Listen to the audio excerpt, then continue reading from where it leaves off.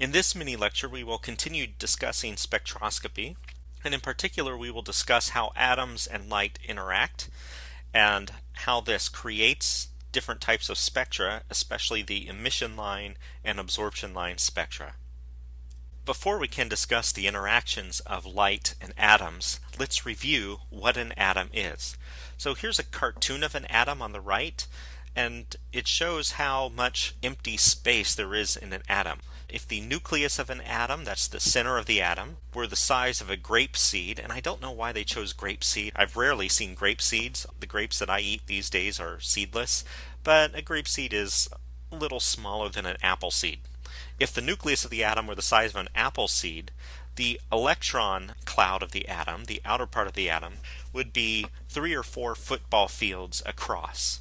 And so if you imagine an apple seed in the middle of a football field and then string 4 football fields together, how much empty space there would be there. Atoms are mostly empty space.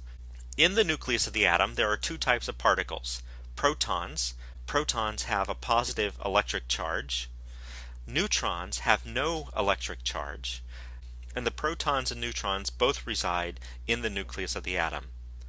Electrons have a negative electric charge, and electrons reside outside the nucleus in a cloud around the atom.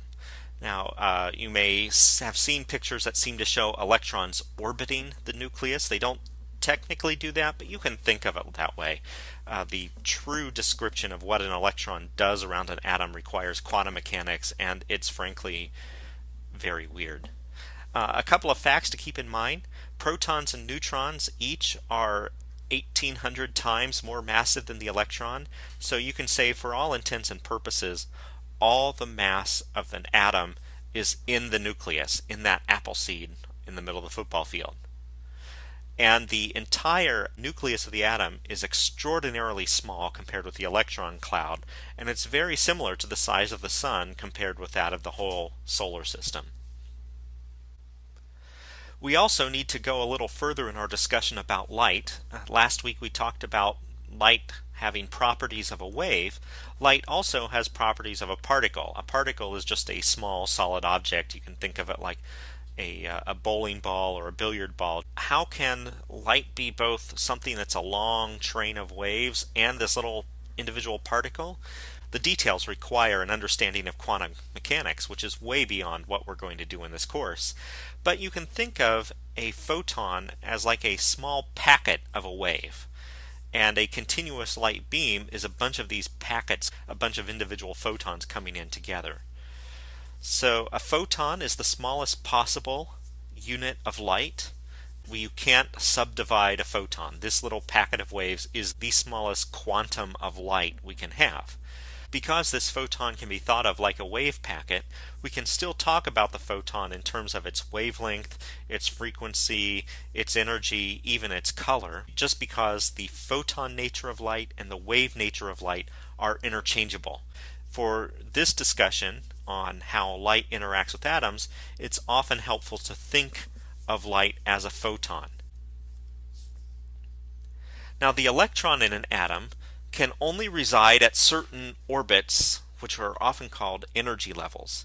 So imagine that you want to get to the roof of a house. To get to the roof of the house, you need to climb a ladder, and the ladder has unique steps, and you can only climb on those unique steps. If you try and step in between 2 rungs of a ladder, you are very likely to fall down. Likewise, an electron has very unique energy levels it can be at, and the electron can never be between energy levels. It has to step from one to the other, or it's often called a quantum leap, from one energy level to another energy level. And it cannot be located in between. So the lowest rung, the lowest energy level in an atom is called the ground state. And above that, these are often called excited states. So the second energy level would be called the first excited state. The third energy level would be called the second excited state. Aren't confused yet? I certainly am.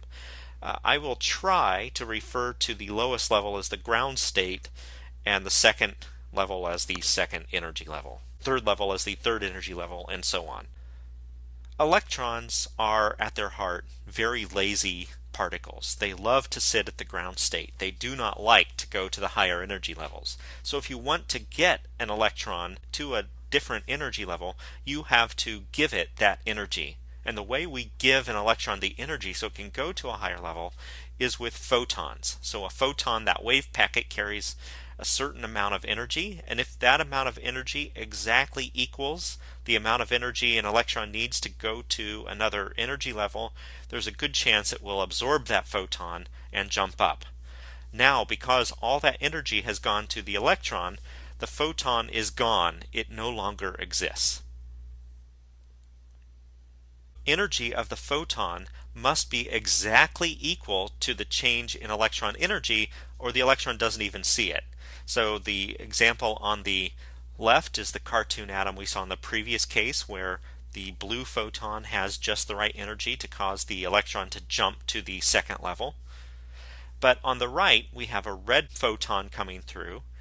Red light is less energetic than blue light, so the red photon does not have enough energy to get the electron anywhere. It can't go to any of the other energy levels, and so it will just sit there and allow the red photon to pass right on by. Now, if the electron is not in the ground state, if it's already in an excited state for whatever reason, and a photon comes by, the allowed transitions may change. So here you see in this cartoon, on the left, that same blue photon that was good enough to get the electron from the ground state to the second level. Now, if we gave that energy to the electron, it would end up in between the third and the fourth levels. In between levels is not allowed, so the electron will allow that photon to pass right on by. In this case, the energy of the red photon is exactly right to cause the electron to jump from the second level to the third level. So the electron will absorb that photon, the photon will cease to exist, the electron now has more energy, and it goes up to the third energy level. Now, the further apart two energy levels are, the more energy you need to cause the electron to do the jump. So the top left cartoon is the same cartoon we've been starting with. Electron in the ground state, a blue photon comes by, and that's just enough energy to get it to the second energy level, and so it will jump to the second level. On the top right, we have, in this case, an orange photon, a red photon on the previous slide, which had sufficient energy to cause the electron to jump from the second to the third level. In this cartoon, you see that the second and third levels are closer together than the ground state and the second level, the first and second levels, and so you don't need as energetic of a photon. You can use an orange or a red photon to cause the electron to jump from the second to the third level. In the bottom left cartoon, this is the same atom that needed a blue photon to go from the ground state to the first excited level, but suppose that a photon comes in that has enough energy to lift the electron from the ground state to the third energy level. Then the electron will absorb that photon and just jump completely over the second energy level and go straight to the third energy level.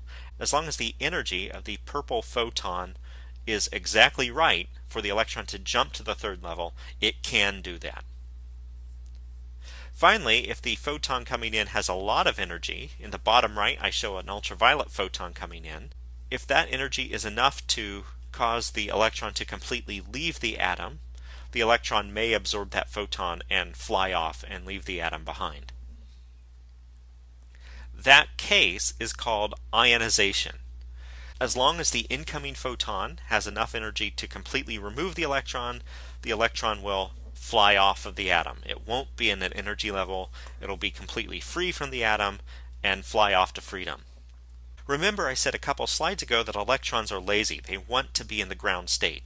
Once we have an electron in an excited state, it will want to get rid of that extra energy and go back to the ground state. Now, where does that energy go? Energy has to go somewhere, and so the electron releases a photon, and that photon will have the exact amount of energy that the electron needs to get rid of to jump down to the next state. So in this same cartoon atom, if we have an electron in the second energy level and it wants to drop back to the ground state, it will need to release a blue photon to do so. That photon can go off in any direction. I mean, earlier we showed light coming in from the left, and here it's leaving to the right, but it can leave to the top or the bottom or back to the left or even out toward us. The electron doesn't remember where it got the energy, it just knows it wants to get rid of it and sends it off in whatever direction it can think of. We now have enough understanding to explain where absorption line spectra and emission line spectra come from in terms of atoms. Let's say that we have a cloud of gas that consists of our cartoon atom, and all the electrons are at ground state, so it's a fairly cold cloud of gas.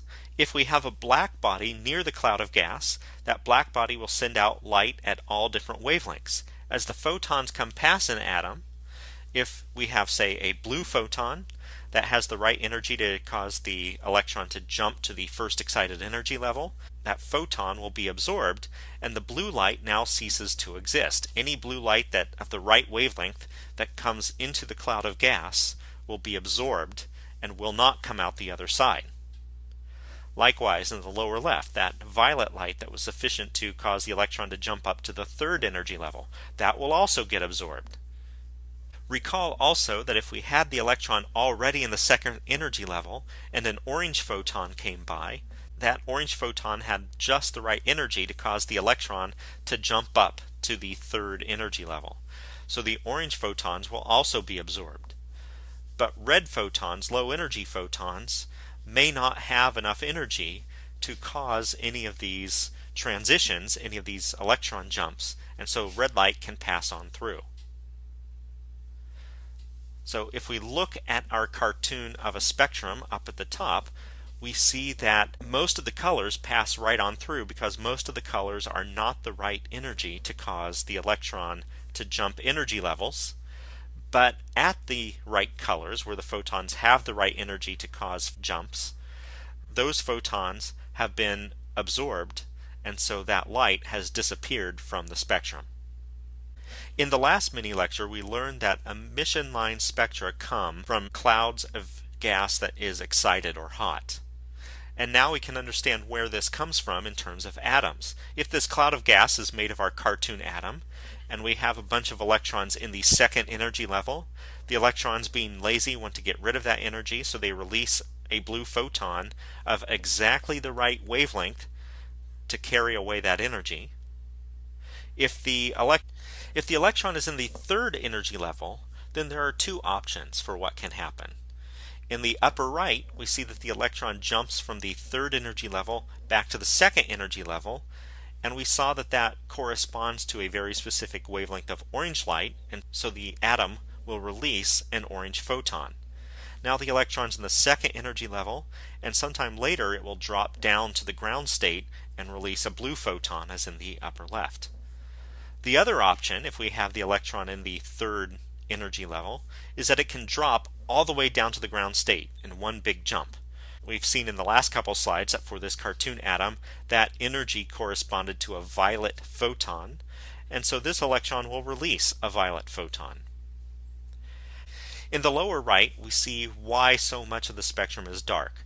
Remember that this red wavelength that we've plotted in the last couple of slides did not have just the right energy to cause the electron to go between any two energy levels. Therefore, when the electron is going from excited states back down to the ground state, there are no transitions it can do that will release a red photon, and so we do not get this particular wavelength of red photon out of this atom. Different atoms have different energy levels. Let's say that the atom on the left, the cartoon we've been dealing with, is hydrogen, which has one electron. It may have this set of energy levels. Helium on the right will have a different set, and it has a different set for two reasons. One, helium has two protons instead of just one of the hydrogen. And second, helium has two electrons that are both jumping around. So a helium spectrum will have emission lines and absorption lines at a different wavelength than the hydrogen spectrum. Atoms with more than one electron, the electrons do not share photons. They don't split it up among themselves. So in this cartoon of a helium atom, the purple photon comes in and is sufficient to allow the one of the electrons to jump up a couple of energy levels, and so that's what it will do. It will not share any of that energy with the other electron. So even complicated atoms like uranium, which has 92 electrons, has a very specific set of absorption and emission lines. So let's summarize what we've learned about light and atoms. Atoms are tiny objects. They have a small central nucleus surrounded by an electron cloud or an orbiting electron. The number of electrons in each atom varies, but however many electrons there are can only reside at very specific energy levels, and the electrons prefer to be at as low of energy as possible. If a photon with exactly the right energy comes by, and that energy has to be the energy difference between two energy levels, the electron can absorb it and jump to the higher energy level. Later, the electron will need to release that energy, and it does so by releasing a photon with an energy corresponding to the energy jump. These last 2 points explain how absorption and emission line spectra come to be. If we have a black body, it's producing continuous radiation, and if that light passes through a gas, the atoms will absorb light at the energies corresponding to transitions, and so that light will disappear, leaving a black line, a narrow black line in the spectrum. And if we are only looking at gas that has been energized and the electrons are up in the upper energy levels, they will drop back down to lower energy levels and release energy as photons at only specific wavelengths, giving us the bright line spectrum or emission line spectrum. Finally, each atom has its own set of energy levels, and so therefore each atom will have its own unique fingerprint, its own unique spectrum, and that's what we can use to determine what objects are made out of. This completes the mini lectures for Chapter 4. Please complete the mini lecture response and continue on with the rest of work for the week.